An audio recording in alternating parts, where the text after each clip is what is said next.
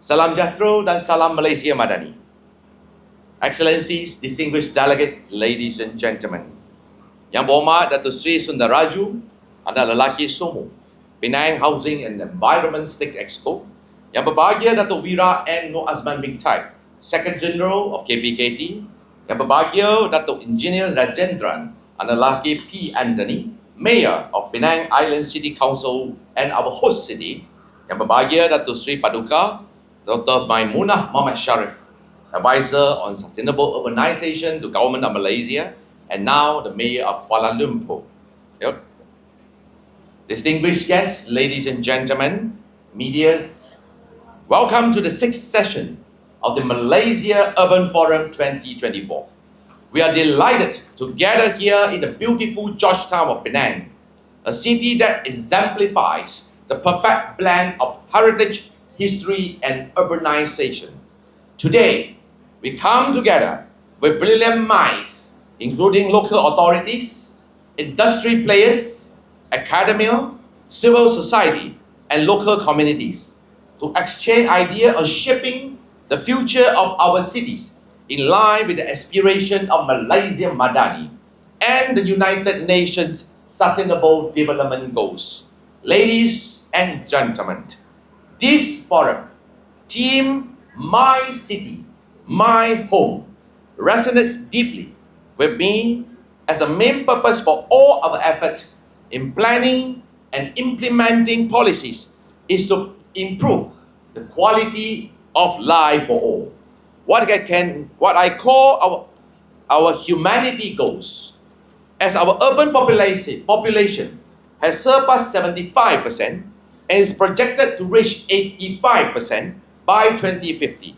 Rapid urbanization brings both opportunities and, of course, challenges.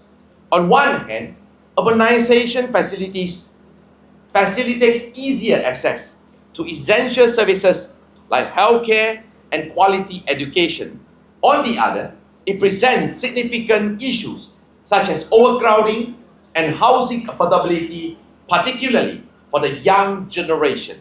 So, how can we ensure that our urban areas are developed sustainably?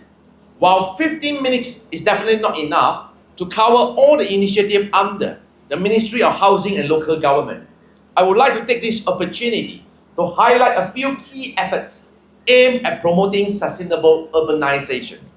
Firstly, we are rebranding the People Housing Programme, PPR, to the People Residency Programme, PRR, to empower low-income groups to achieve home ownership, not just any home, but a quality one. This rebranding effort aims to dispel the stigma associated with PPR as being dirty and poorly maintained, elevating its standard to match those of our peers benchmarked against the best in the world, including the Housing and Development Board, HDB of Singapore.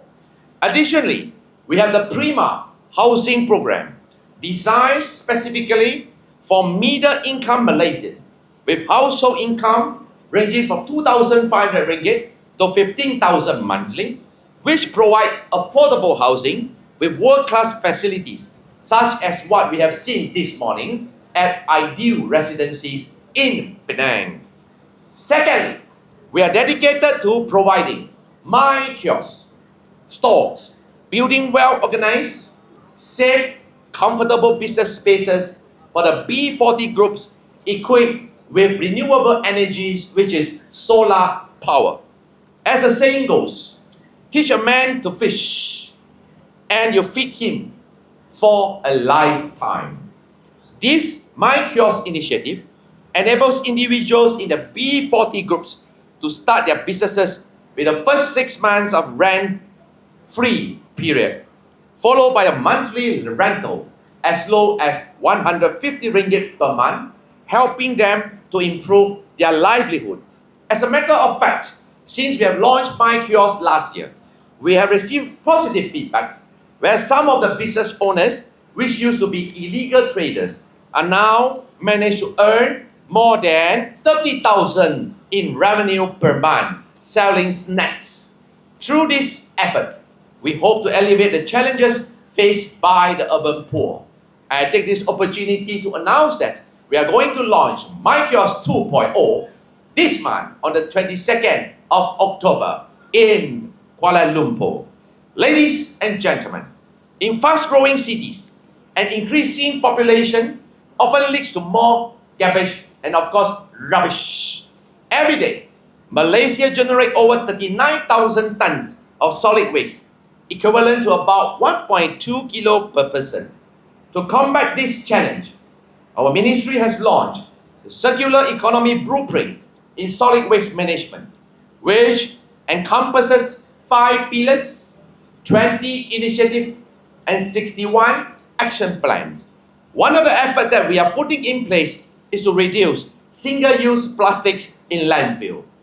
As such, last month, we initiated the No Single-Use Plastic Bag campaign in collaboration with 17 major retailers and 3 retail associations, including 7-Eleven, 99 Speedmart, Lotus, MyNews.com, etc., covering nearly 8,000 shops nationwide to encourage consumers to reduce their reliance on single-use plastics. Additionally, we are exploring innovative solutions to address landfill challenges. For instance, in Bandar Tenggara, Felda Bandar Tenggara, Johor, there once stood an 18.7-acre landfill that accumulated over 360,000 tons of rubbish, leading to numerous complaints from the surrounding neighborhood regarding issues such as odor and air pollution. Now, the ministry has shut it down and allocated 23 million to transform the dirty and filthy landfill into a green, sustainable recreational park. Today, this area has been redeveloped into a safe and clean park featuring jogging tracks, open spaces where families can enjoy leisure activities together. This noble effort also contributes to improving the housing sector by mitigating the negative impacts of landfill on residential property values. Moreover, with the rise of a new technology, we should further explore the concept of smart cities. I am sure many, including Penang, have experienced the frustration of waiting at the red light for an extended period, only to see no cars coming from the other directions. A good example of a smart solution is smart traffic management system that utilize real-time data to adjust traffic signals, thereby reducing congestion and travel times. This will definitely help to improve transport efficiency and shorten daily commute time. It is also worth mentioning that we have signed a memorandum of understanding with China to explore potential cooperation in smart housing and urban redevelopment, including the cooperation between Putrajaya and Shanghai to be the sister cities, joining hands in hand to address critical issues such as global climate change. Ladies and gentlemen, Malaysia has come a long, long way since our independence in 1957. From a GDP per capita of $237 in 1965, our GDP is now stood at USD nearly 14,000 last year. Plan-led urbanization has lifted up many boats. This is why we are implementing the new urban agenda and supporting the Malaysian Urban Forum as a platform to help local government achieve SDG, the Sustainable Development Goals.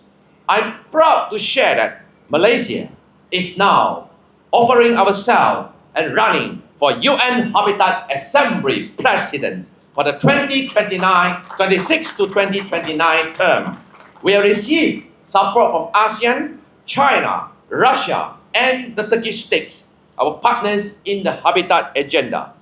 Ladies and gentlemen, the United Nations Human Settlement Programme, UN Habitat, was established by the General Assembly of the United Nations with the goal of making cities and human settlement inclusive, safe, resilient, and sustainable. Our newly appointed Kuala Lumpur Mayor, sitting at the front row, Dato Sri Maimuna Muhammad Sharif, has served as the Executive Director of UN Habitat from 2018 to 2024. During her 6-year tenure, by carrying out Malaysia flag, she has successfully turned UN Habitat around from a 12-year spending deficit into profit, achieving a reserve of $4 million last year.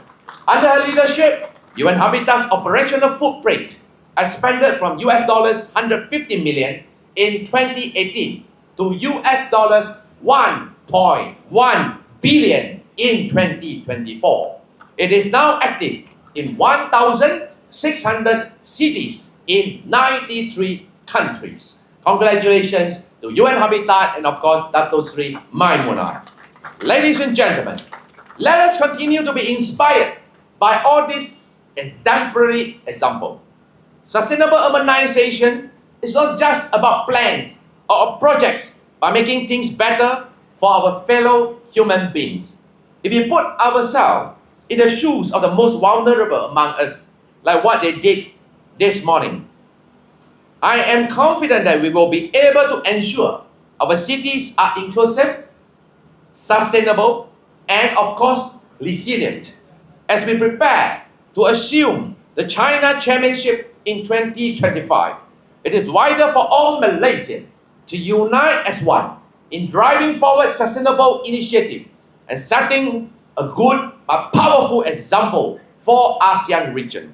I extend my heartfelt congratulations to the state of Penang, the City Council of Penang Island, and Urbanisation Malaysia for hosting the Malaysia Urban Forum 2024. Not forgetting, Penang, under the leadership of our Mayor, Dato Engineer Dato Rajendran, was a recipient of the inaugural Shanghai Award for Sustainable Development in City last year, organized by UN Habitat. Penang is the first city that had won this world-class award. I hope this forum not only sparks innovative ideas, but also transform those ideas into tangible action that contribute to building a sustainable urban future of our nation. And due to the series of exemplary achievements by Penang City Council, I'm pleased to announce that in coming 2025, the Asia-Pacific Ministerial Meeting on Sustainable Development, APANCHUK, will be hosted by Georgetown, jointly with Urbanis, where we expect representatives from 58 countries that will come to this beautiful city. Ladies and gentlemen, as I have said earlier in my speech, we are all working around the clock to help improve the quality of life for all. However, the humanity goals that I hold dear were demonstrated to me this morning on my way to this Malaysia Urban Forum opening ceremony. I received a call from Penang Quang Hua Daily Chief Editor, Mr. Lim, that he informed me 2 of our Majlis Bandaraya Pulau Pinang colleagues not only demonstrated honesty and integrity, they found a wallet with a stack of cash and invaluable documents, and yet they waited there until the owners come back to claim it. They found this and they were motivated. We actually motivated by their humanity and empathy for the elderly ladies who had lost her wallet. They waited for her to return to the spot where she dropped her wallet. Let us give a round of applause to Saudara Jailani bin Kutu Bobin, petugas sebagai pembersihan halaman Mayang. Another one is Osman bin Ibrahim sebagai pekerja pembersih persiaran Mayang Pasir di Bukit Gedung and Batu Maung.